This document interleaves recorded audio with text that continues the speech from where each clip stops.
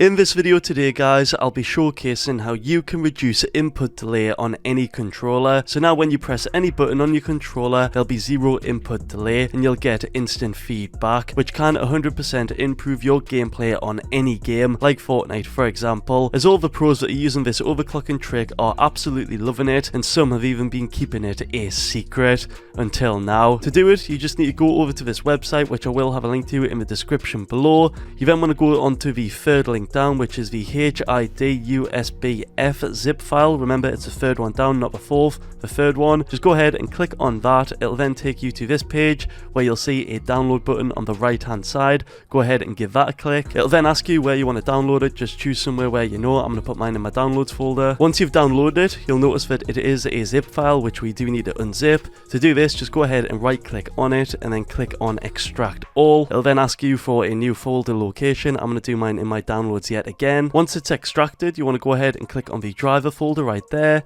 You then want to open up the exe application folder. It'll then ask if it can make changes. Just press yes, and then boom, just like that, you can see that the application in itself has fully installed. What you want to do is click on the drop down where it says mice right here.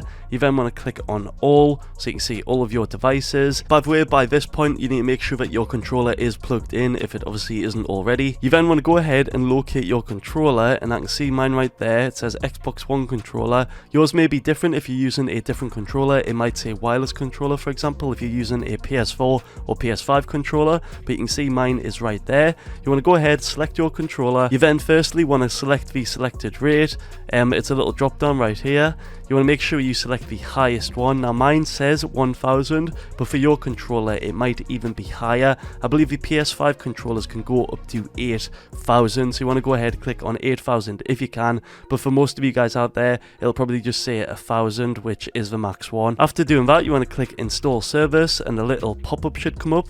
Make sure you press open just like so, and then the next thing you want to do is go back to the bottom tab right here, but where it says the filter on device, that's to the left of the selected rate, you want to go ahead and tick that box, and then finally you want to go ahead and click on install service yet again, just like so. And after you've gone ahead and set up those settings like so, you want to actually unplug your controller by pulling it out of the USB. You'll notice that it's actually disappeared.